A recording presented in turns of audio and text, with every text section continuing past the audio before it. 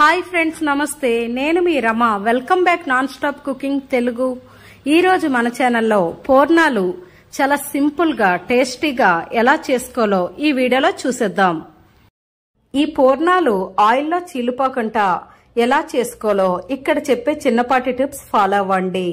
అంతేకాకుండా ఇవి ఎన్ని గంటల పాటు బయట వదిలేసినా బయట క్రిస్పీగా లోపల సాఫ్ట్ గా చాలా అంటే చాలా బాగుంటాయి.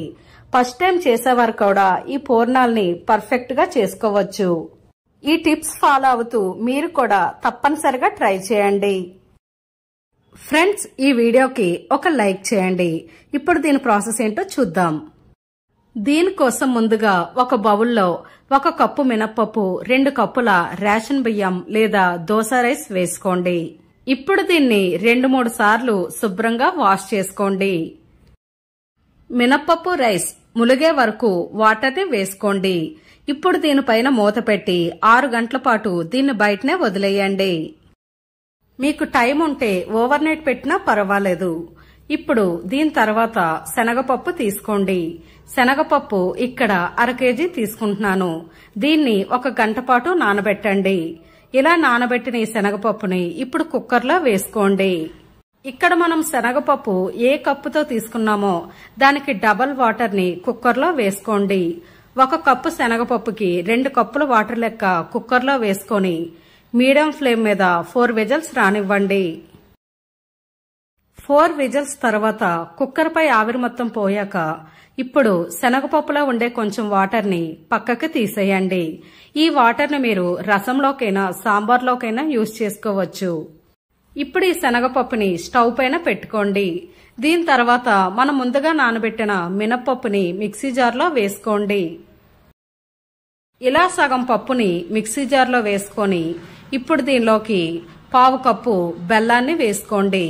అలాగే సాల్ట్ 1/2 టేబుల్ స్పూన్ వేసుకోండి. ఇప్పుడు మిక్సీ జార్ పై మూత పెట్టి దీన్ని ఫైన్ గా పేస్ట్ లా చేసుకోండి. ఇలా దీన్ని ఫైన్ గా పేస్ట్ లా వేసుకొని మిగిలిన పప్పును కూడా ఇలానే రుబ్బి గరిటతో మొత్తం మిక్స్ అయ్యేలా బాగా కలుపుకోండి.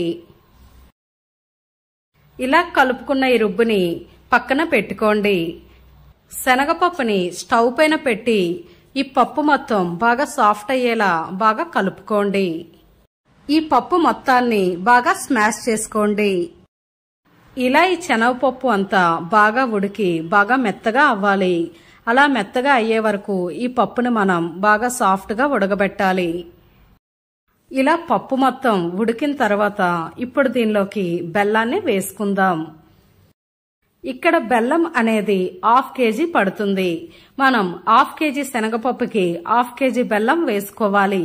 1:1 రేషియోలో బెల్లం శనగపప్పు ఉంటేనే దీని టేస్ట్ బాగుంటుంది. మీరు స్వీట్ ఎక్కువగా తినేవారైతే ఇంకొక 1/2 కప్పు బెల్లాన్ని ఎక్స్ట్రాగా యాడ్ చేసుకోండి. ఇలా బెల్లం శనగపప్పు అనేది బాగా దగ్గరికి అయ్యే వరకు బాగా కలుపుకోండి. ఇలా ఈ పూర్ణం అనేది కొంచెం దగ్గర పడ్డాక ఇప్పుడు దీనిలోకి ఫ్రెష్ గా ఉండే కొబ్బరికాయని 1 తురుముకొని దాన్ని వేసుకోండి. ఈ కొబ్బరి తురుము ప్లేస్ లో మీరు డ్రై కోకోనట్ పౌడర్ అయినా వేసుకోవచ్చు. ఒకవేళ మీకు కొబ్బరికాయ ఇష్టం లేకపోతే దాన్ని స్కిప్ చేయవచ్చు. ఇలా ఈ కొబ్బరి తురుము వేసుకొని గరిటతో మొత్తం అంతా బాగా మిక్స్ అయ్యేలా బాగా కలుపుకోండి. ఇక్కడ ఫ్లేమ్ ని లో టు మీడియం ఫ్లేమ్ మధ్యలో పెట్టుకొని మాత్రమే మీరు ఈ ప్రాసెస్ ని చెయ్యాలి. ఇలా ఈ పూర్ణం అనేది బాగా దగ్గరికి అయ్యాక ఇప్పుడు దీనిలోకి నెయ్యి 4 టేబుల్ స్పూన్స్ వేసుకోండి. అలాగే ఇలాచీ పౌడర్ 1 టేబుల్ స్పూన్ వేసుకోండి. ఇలా వేసుకొని మొత్తం అంతా బాగా కలిసేలా బాగా కలపండి.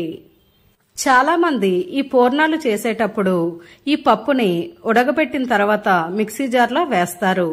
అలా వేస్తే పూర్ణాలు అనేవి టేస్టీగా ఉండవు.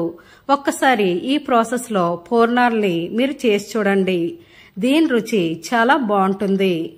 ఇలా బెల్లంతో కలిసి పప్పు ఉడకడం వల్ల దీని రుచి ఇంకా బాగుంటుంది. కాబట్టి ఇదే ప్రాసెస్ లో చేసి చూడండి. ఇలా ఈ పూర్ణం అనేది బాగా దగ్గరికి పడే వరకు మనం కలుపుతూ ఉండాలి. ఇలా ఈ పూర్ణం అనేది బాగా దగ్గరికి అవ్వాలి. మీరు గరిటతో ఎత్తితే పూర్ణం కాసేపటికి గరిట నుండి పడాలి. ఈ స్టేజ్ లో ఉండేటప్పుడు స్టవ్ ఆఫ్ చేసేయండి. ఈ పూర్ణం త్వరగా చల్లారడానికి ఈ పూర్ణాన్ని ప్యాన్ చుట్టూ ఈవెన్ గా స్ప్రెడ్ చేయండి. దీనివల్ల పూర్ణం అనేది త్వరగా చల్లారుతుంది. ఇలా పూర్ణం మొత్తం చల్లారాక వీటిని చిన్న చిన్న బాల్స్ గా చేసుకోండి. ఇక్కడ పూర్ణాలు అనేవి మీకు నచ్చే సైజులో మీరు చేసుకోవచ్చు. ఇలా పూర్ణాలన్నీ చేసి వీటిని ఒక ప్లేట్లో వేసుకోండి. కొంచెం ముద్దని తీసుకొని చేత్తో బాల్లా గట్టిగా ప్రెస్ చేయండి. ఇలా చేసిన ఈ పూర్ణాల్ని ఒక ప్లేట్లో వేసుకోండి. మనం ముందుగా గ్రైండ్ చేసి పెట్టుకున్న బూరెల తోపులోకి ఈ పూర్ణాన్ని ఇలా ముంచండి. ఆయిల్కి సరిపడా పూర్ణాల్ని బూరెల తోపులో వేసుకోండి. చాలా మంది ఈ బూరెల తోపుని బాగా తిగ్గా చేస్తారు.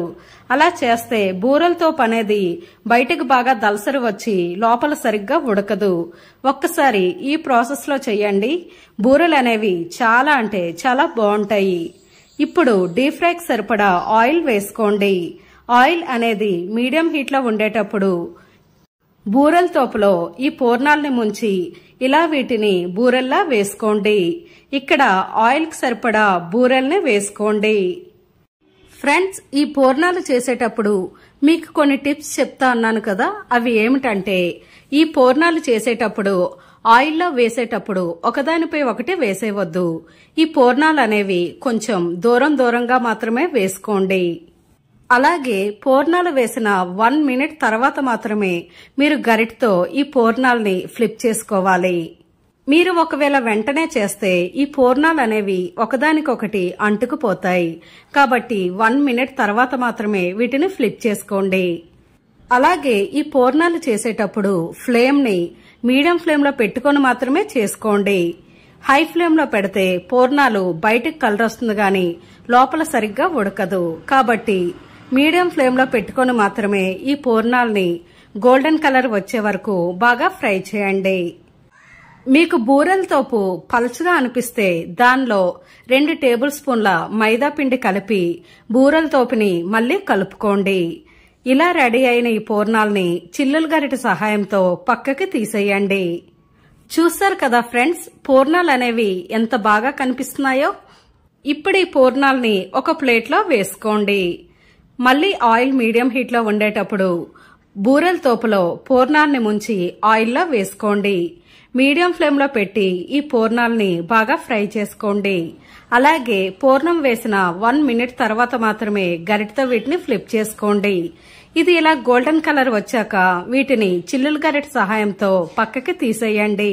ఇదే ప్రాసెస్ లో అన్ని పూర్ణాల్ని ఇలానే చేసుకోండి. అంతే ఫ్రెండ్స్, పూర్ణాలు రెడీ. బయట క్రిస్పీగా లోపల సాఫ్ట్ గా ఉండే ఈ పూర్ణాల్ని మీరు కూడా తప్పకుండా ట్రై చేయండి. చాలా అంటే చాలా రుచిగా ఉంటుంది. ఫ్రెండ్స్, ఈ వీడియోకి ఒక లైక్ చేయండి.